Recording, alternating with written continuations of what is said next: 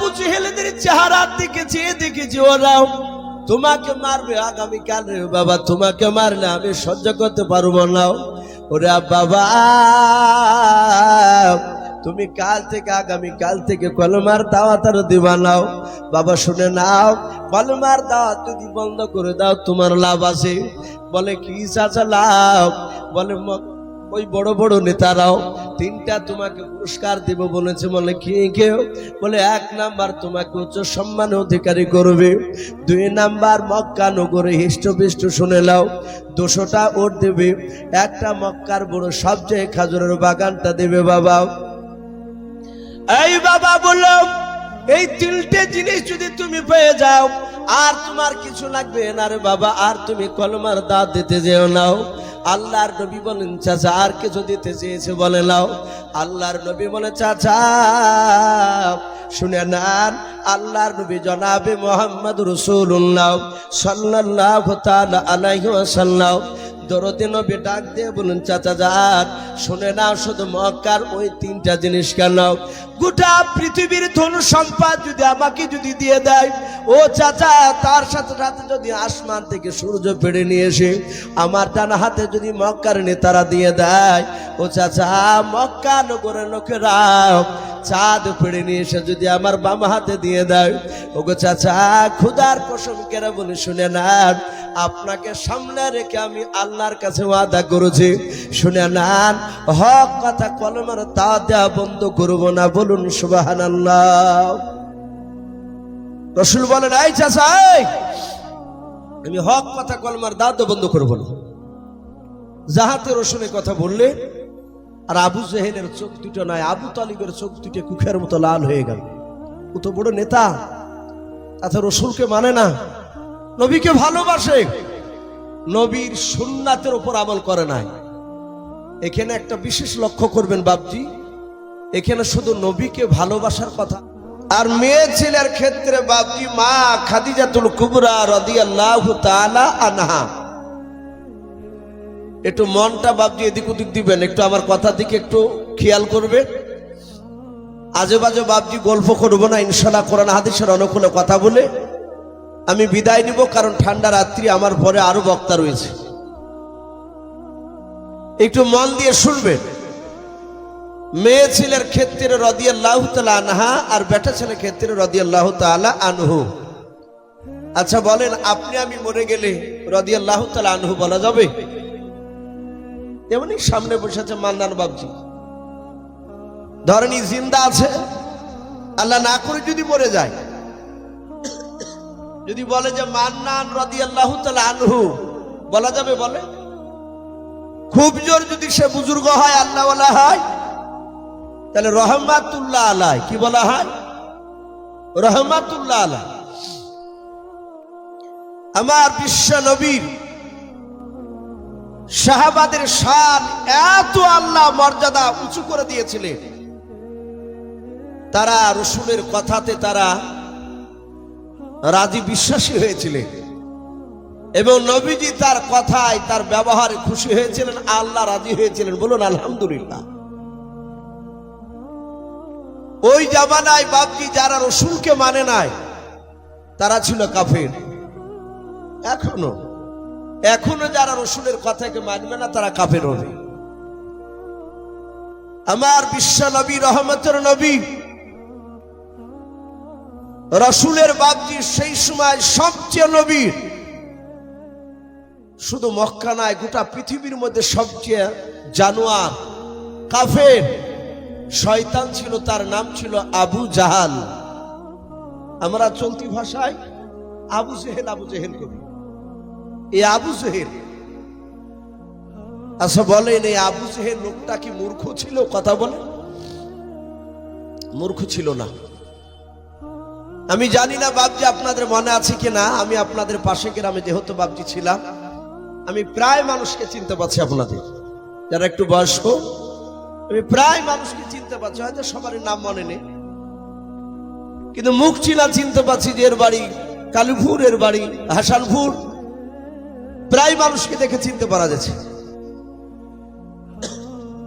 তো আমরা অনেকে শুনতে পাই আবু জেহেলের একটা আসল নাম মনে আছে বাপ আপনাদের?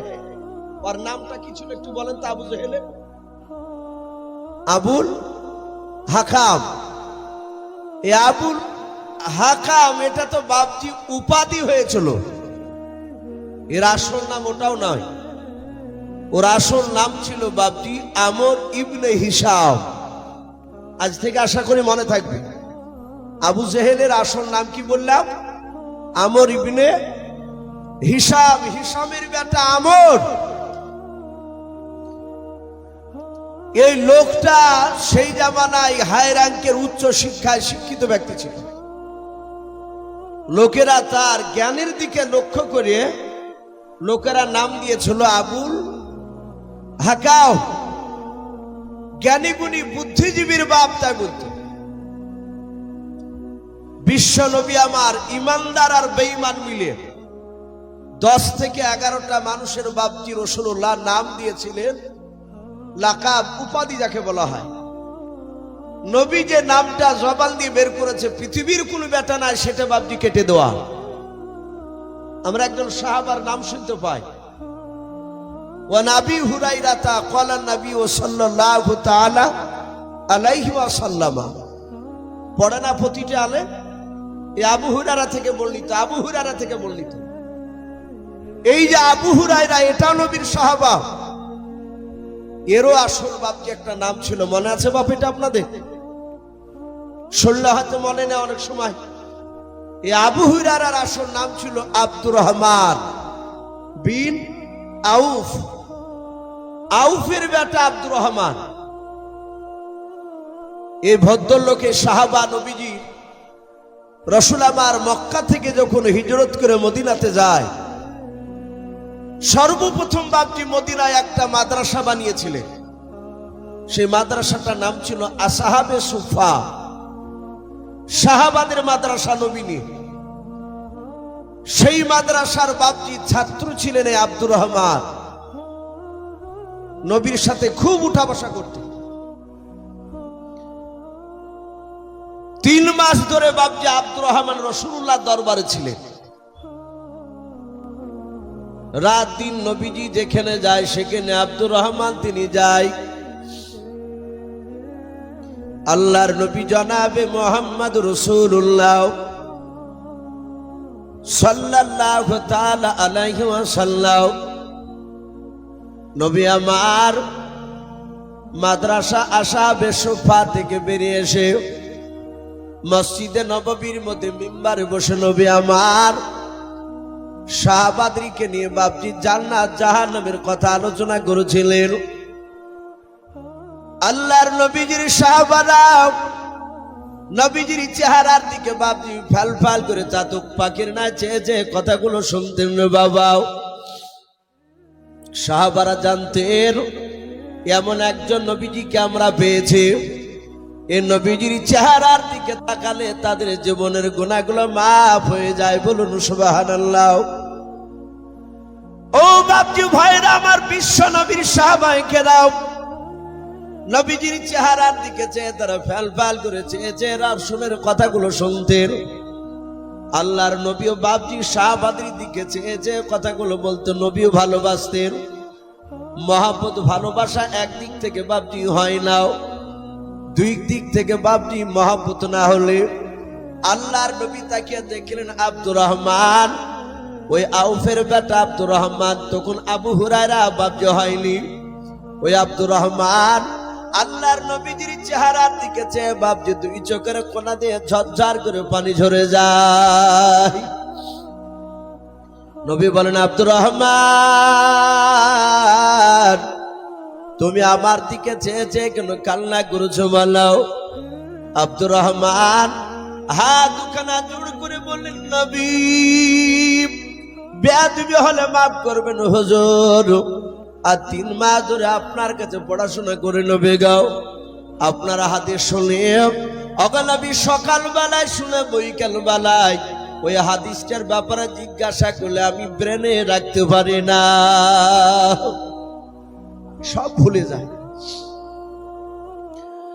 নবীজি আমার একটা কথা মনে থাকে নাই। আমার বিশ্ব নবী জনাবে মুহাম্মদ রাসূলুল্লাহ সাল্লাল্লাহু তাআলা আলাইহি ওয়াসাল্লাম নবী বলেন, আব্দুর রহমান, একটা হাদিসও তোমার মুখস্থ থাকে না? বলে, হুজুর নাও। নবী বলেন, শাহবাব, এই আব্দুর রহমান, তুমি আর দূরে থেকো না, তুমি কাছে চলে এসো। আব্দুর রহমান নবীজির কাছে নামাজের কায়দায় বসে পড়লেন। আল্লাহর নবী দরদি নবী জনাবে মুহাম্মদ রাসূলুল্লাহ সাল্লাল্লাহু তাআলা আলাইহি ওয়াসাল্লাম নবী দরদি নবী আমার মাথা থেকে বাপজি পাগড়ি খানা করলেন। ও বাপজি ভাইরাও, আমার বিশ্ব নবীর বরকতের ব্যাপারে বলা হয়েছে, নবীজির পা থেকে বাপজি গোটা শরীর খানাও। এমনকি নবীজি যে জিনিস হাত দিয়েছেন, যে জিনিসটা ব্যবহার করতেন, সেগুলো বরকতে ভরপুর ছিল। বলুন সুবহানাল্লাহ। নবীর গোটা দেহ বরকত, যেটা ঠেকতো সেটা বরকত হয়ে যেত। আল্লাহ রসুল পাগড়ি খানা বাপজির মাথা থেকে নামালেন। নবীজি পবিত্র বাপজি আঙুলটা রসুলের হাত দিয়ে, এই আঙুলটাকে সাদা আঙুল বলা হয়। এই আঙুল দিয়ে নবী আমার ওই রুমালে বাপজি দুটো দাগ টানিয়ে দিলেন। দাগ টানিয়ে দেওয়ার পর বিশ্ব নবীজি ডাক দিয়ে বললেন, ও আব্দুর রহমান, আর কেঁদো নাই, পাগড়ি খানা একটু বুকের সাথে তুমি জড়ে ধরাও। আব্দুর রহমান বলেন, আমি পাগড়ি খানা বুকের সাথে আমি জড়ে ধরলাম। হযরত আব্দুর রহমান তিনি নবীজির পাগড়ি পর সাথে বাবা বুকের সাথে জড়ে ধরার পর উনি গালে মুখে বাপ যে একটু মাখে চুমা দিয়ে দিলেন। চুমা দেওয়ার পর আব্দুর রহমান বলে, রাসূলুল্লাহ, আমার পাগড়ি খানা আবার নিয়ে নিলেন আমার কাছ থেকে, নবীর পাগড়ি খানাও। খুদার কসমকে বলি, সেই দিন থেকে আমি মৃত্যুর আগ পর্যন্ত আমি রাসূলুল্লাহর একটা হাদিসও আমি ভুলি নাই। বলুন সুবহানাল্লাহ। এই জন্য বাপজি বুখারী, তিরমিজি, নাসাই শরীফ এক কথা ৮৬ তার হাদিস। এই ৮৬ তার হাদিস বাদ দিয়েও আরো বহু হাদিসের কিতাব আছে। প্রতিটা হাদিসে শুধু হাদিস পাওয়া যায় এই আব্দুর রহমানের। হাদিসে লিখেছে প্রায় ৫,০০০-এর উপরে বাপজি বেশি এই আব্দুর রহমান তিনি হাদিস বয়ান করেছিলেন। বলুন আলহামদুলিল্লাহ। এই আব্দুর রহমানের নামটা রাসূলুল্লাহ দিয়েছিলেন। হাদিসে এসেছে তাফসীরে, এই আব্দুর রহমান তিনি বিড়ালকে ভালোবাসতেন, বিড়ালের বাচ্চা। আমরা এখানে অনেক বাপজি ভাই রয়েছি, আপনাদের হয়তো জানা থাকতে পারে, আমাদের সন্তানদের অনেকের জানা নাও থাকতে পারে। আমরা ২ চাকা ৪ চাকা অনেকই গাড়ি চালাই। অনেক মুসলমান ঘরের ছেলেদেরকে দেখা যায়, অমুসলিমরা ওরা তো কোরআন হাদিস বুঝে না, ওদেরটা বাদ দিতে হবে। কিন্তু আমরা মুসলমান ঘরে জন্ম নেওয়ার পরেও রাস্তা দিয়ে যদি বাপজি দেখতে পাই বিড়াল, যদি বুঝতে পারে বিড়াল এক সাইডে বসে আছে, ড্রাইভার চেষ্টা করে বিড়ালটাকে বাপজি তার দিক দিয়ে চাকা তুলে তাকে মেরে ফেলার। যদিও মারতে না পারে, যদি বিড়াল বাম দিক থেকে ডান দিকে চলে যায়, অমনি সাথে হাতে ভাবে যে বিপদ। ডান দিক থেকে বাম দিকে গেলে বলে যে বিপদ। মারতে না পারলে শিয়াল হোক কিংবা বিড়াল, দেখা যায় বাপজি আপনার ওই গাড়িকে থামিয়ে দেয়, দিয়ে কাছে এমনি করে ইন্টু চিহ্ন দেয়, যাকে গুণ চিহ্ন বলি। বলে ভাই করলে কেন? বলে বিপদ আসতো তাই সেটা কাটিয়ে দিলে। এ বিপদ তো আমার বাপের বাড়ি থেকে আসে না সবারই, ওটা আল্লাহর তরফ থেকে আসে। অনেকে বাপজি ডান দিকে থুতু ফেলে, আমরা অনেক ড্রাইভারকে দেখেছি থুতু ফেলে ৩ বার। বাপজি এগুলো পুরো হচ্ছে শিরিক। শিরিক অনেক রকমের আছে। নামাজ আমরা যে পড়ি, বাপ বুঝে আসছে না কিয়ামতের ময়দানে আল্লাহ না করুক আমাদেরকে বিপদে না ফেলুন, সেদিন ধরা পড়বো আমরা যে আমরা চলতে ফিরতে গিয়ে কত রকমের শিরিক করে ফেলছি আমরা। আর আল্লাহ বলেছেন, ইন্না শিরকা লা যুলমুন আযীম। শিরিকের গুনাহ হচ্ছে মারাত্মক গুনাহ। অন্য গুনাহ আল্লাহ ইচ্ছা করলে মাফ করবেন, কিন্তু শিরকের গুনাহ আল্লাহ মাফ করবেন না। এত শিরকির গুনাহ। বাপজি আমার সোনা লালেরাও, নামাজ আমরা পড়ি, অনেক সময় লোক দেখানো নামাজ হয়ে যায়। এই লোক দেখানো নামাজ, এটাও বলা হয়েছে শিরিক হয়ে যাবে। ওমরে ফারুক রাদিয়াল্লাহু তাআলা আনহুর জামানার একটা ঘটনা। একজন সাহাবা উমর বলছেন, আমি গেলাম রাসূলুল্লাহর কবর জিয়ারত করতে। দেখছি রাসূলুল্লাহর কবরের পাশে দাঁড়িয়ে এক সাহাবা রাসূলুল্লাহর বাপজি দরবারে কাঁদছে। ওমর বলেন, এই নবীজি দরবারে এখানে বসে বসে কাঁদছে কেন? উনি বলছেন, ওগো আমিরুল মুমিনিন ওমর ইবনুল খাত্তাব, আমি কাঁদছি এই কারণে, আমি রাসূলের মুখ থেকে শুনেছি নামাজ যদি লোক দেখানো হয় সেটা শিরক হয়ে যাবে। আমি জানি না আল্লাহর দরবারে আমি যে নামাজ পড়ি সে নামাজগুলো আল্লাহর দরবারে কবুল হয় না লোক দেখানো হয়ে যায়। যদি লোক দেখানো হয় তাহলে তো আমি শিরকের মধ্যে পড়ে যাচ্ছি। একজন সাহাবা হয়ে ভয় করতে। কিছু মনে করবেন না বাপ, আলেম বলেন আর এমনি মানুষই বলে, আমরা বাড়িতে নামাজ পড়লে 4 রাকাত নামাজ লক্ষ্য করে দেখা যায় 2 থেকে 2.5 মিনিটে হয়ে যায়।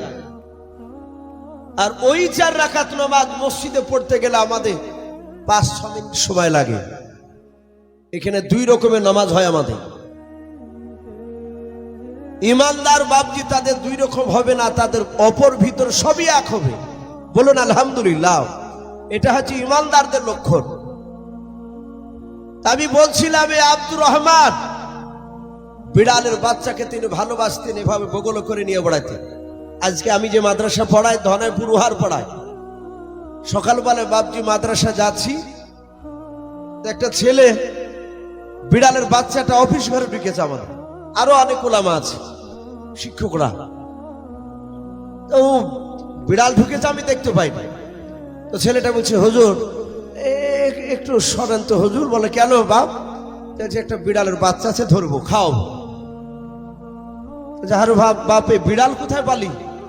বলছে, গত কালকে না 4-5 দিন হলো একটা বিড়ালের বাচ্চা ওর মাকে মেরে ফেলাইছে, একটা বাচ্চা ছেলেতে দিয়ে ওই বিড়ালের বাচ্চাটাকে নিয়ে এসেছে।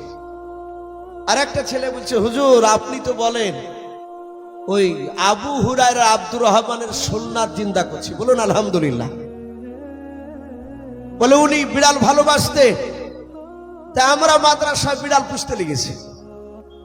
অথচ আমরা বাপজি বিড়ালকে খারাপ নজরে ভাবি, কুপায়া তাই মনে করি। না, বিড়াল কুপায়া নয়। আল্লাহ রসুলের সাহাবা আব্দুর রহমান উনি বিড়ালকে এভাবে বগলে নিয়ে বেড়াতেন। এমন ভাবে বাপজি গায়ে ঘষ্ট লেগে লেগে বাপজি ওই বিড়ালের বাপজি উঠে গিয়েছিল। আসরের নামাজের সময় হয়েছে, মসজিদে নববীতে হাইয়া আলা সালাহ বিলাল আজান দিয়েছে। সাহাবাই কেরামরা বাপজি আজান শুনলে এদিক ওদিকে থাকতেন না, যার উপর আমল আপনি আমি করতে পারিনি। সাহাবা আব্দুর রহমান তিনি চলে গেলেন। যাওয়ার পর বিড়ালের বাচ্চাটাকে রেখে দিয়ে বাপজি বদনা থেকে পানি নিয়ে আসলে, অজু করতে লাগলে। রাসূলুল্লাহ মসজিদে নববীর দরজায় তিনি বসে, নবীজি বসে বসে দেখছেন আব্দুর রহমানের অজু করা। বিড়ালের বাচ্চা পাশে রেখেছে। যখনই বাপজি 2 হাতকে ধুলেন কবজি পর্যন্ত, যেবা আমরা ধুই, আর বিড়ালের বাচ্চাটা পিপাসিত অবস্থায় ছিল, পানি পান করতে যাচ্ছে। হাত দিয়ে বাপজি এইভাবে সরে দিছে, আবার পান করতে যাচ্ছে, আবার সরে দিচ্ছে। এইভাবে কেতাবে লিখেছে প্রায় কহিনা পর্যন্ত হাত ধুয়ে ফেলাইছেন উনি, ওই আব্দুর রহমান। রাসূলুল্লাহ তখনও বাপজি কিছু বলেন না। আব্দুর রহমান দেখলেন এ তো শুনে না, এ তো পানি না খেয়ে ছাড়বে না। তখন বদনাটাকে বাপজি আপনার একটু কাজ করে দিলেন, এভাবে কাজ করে দিয়ে বলছে, লেখা। এই জাহাতে বাপজি লেখা বলেছে। আর বিড়ালের বাচ্চাটা তৃপ্তি সহকারে পানি পান করলো। বিশ্ব রসুল পেছন দিক থেকে মুচকে মুচকে হাসছে। আর আল্লাহ বলেছেন, আমার রসুল যার উপরে খুশি হয়ে যায় এই যে মুচকি হাসি, এটা খুশির লক্ষণ না বেজারের লক্ষণ? কথা বলে। খুশির লক্ষণ। নবীজি মুচকি হাসি দিয়ে বলেন, এই আবু হুরায়রা। রসুলের ভাষা ছিল আরবি, কোরআন আরবি। নবীজি আরবিতে বলেন, এই বিড়ালের বাপ আবু হুরায়রা। এটা যদি বাংলা ভাষা হতো নবীর, তাহলে নবী আবু হুরায়রা বলতেন না, এই বিড়ালের বাপ তাই বলতেন। সারা পৃথিবীর উলামে কেরাম, মুহাদ্দিসিনে কেরাম, শাইখেনে কেরাম, হুফাইদিনে কেরাম, মুকারিনে কেরাম, সবাই বাপজি দেখেন আপনার পরে ওয়ান আবি হুরায়রা তা ক্বালা নবী সাল্লাল্লাহু আলাইহি ওয়াসাল্লাম। কেউ বাপজি কাটাতে পারে না। এইভাবে বাপজি রাসূলুল্লাহ এই বেঈমান, এই যে আবুল হাকাম, জ্ঞানীগুণীর বুদ্ধিজীবীর বাপ যে লোকেরা বলতো, এর নামটা রাসূলুল্লাহ বাপজি দিয়েছিলেন। নবীজি এমনি এমনি দেয়নি। এর উপরে তো রাসূলুল্লাহ খুশি হয়ে দিয়েছিলেন আবু হুরায়রার উপরে। আর আবু জেহেল এই বেঈমানের উপরে নবী দুঃখ করে বাপজি তার লাকাব দিয়েছিলেন। এই আবু জেহেল রাসূলুল্লাহকে এত জ্বালিয়েছিল, নবীজিকে এত বাপজি আপনার কষ্ট দিয়েছিল। কিতাবে লিখেছে বেঈমান এ আবু জেহেল, এ আবুল হাকাম, এই রাসূলুল্লাহকে বাপজি জানার পরও, জানতো কিনা আখিরি জামানার রাসূল, জানার পরও বাপজি রাসূলুল্লাহকে অপমান করার চেষ্টা করেছে। এখনো আছে এক শ্রেণীর মানুষ, দাড়িওয়ালা টুপিওয়ালা লোক দেখলে বাপজি টিটকারি মারে। খামাখায় বাপজি রাস্তা দিয়ে চলে গেল, অনেক টিটকারি মারে। আল্লাহ রাসূল বলেছে সবর করো। আজ ওরা টিটকারি মারছে, কিয়ামতের ময়দানে ওরা বুঝবে টিটকারি মারার পরিণাম কি হবে। তাই এই বেঈমান আবু জেহেল তার অর্ধাঙ্গিনী বিবিকে ডেকে বলল, বিবি একটু দেখধিনি বাড়ির বাইরে কেউ আছে কিনা। তার বিবি বাড়ির বাইরে দেখলো কেউ নেই। আবু জেহেলের স্ত্রী এসে বলল, ওগো স্বামী, কেউ নাই গো বাড়ির আশপাশে, কেউ নাই। বলে না, বলে বিবি দরজা লাগিয়ে দাও, দরজা লাগিয়ে।